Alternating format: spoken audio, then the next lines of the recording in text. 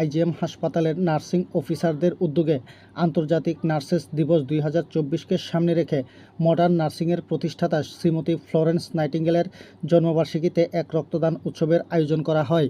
এই রক্তদান উৎসবে উপস্থিত ছিলেন আইজিএম হাসপাতালের মেডিকেল সুপারিনটেনডেন্ট, আইজিএম হাসপাতালের নার্সিং সুপারিনটেনডেন্ট সহ অন্যান্যরা। পরবর্তী সময় এই রক্তদান উৎসব নিয়ে সংবাদ মাধ্যমের মুখোমুখি হয়ে বিস্তারিত প্রতিক্রিয়া ব্যক্ত করেন আইজিএম হাসপাতালের নার্সিং সুপারিনটেনডেন্ট বাপি রানী দাস। প্রতি বছরই ব্লাড ডোনেশন প্রোগ্রাম করে থাকি আইজিএম এর পক্ষ থেকে। তো প্রতিবার আমাদের এই নার্সেস ডে উপলক্ষে 12 মে উপলক্ষে আমরা তার একদিন আগে এরকম সিলেক্ট করি একটা ডে যেখানে আমরা ব্লাড ডোনেশন প্রোগ্রাম করে থাকি।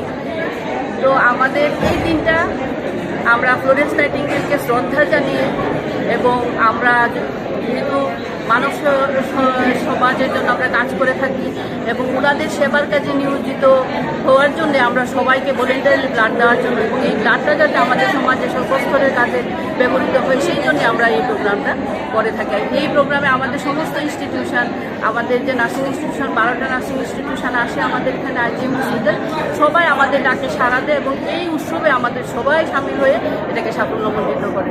আমাদের এমএস স্যার, আমাদের ডাইরেক্টর স্যার, সেক্রেটারি সবার সময় সেখানে সহমত পোষণ করে এবং ওনাদের সব সহযোগিতায় আমরা এই প্রোগ্রামটা সাকসেস করতে পারি। আপনার নামটা? আমার নাম বাপি রানী দাস, আমি আইজিএম এর নার্সিং সুপারিনটেনডেন্ট।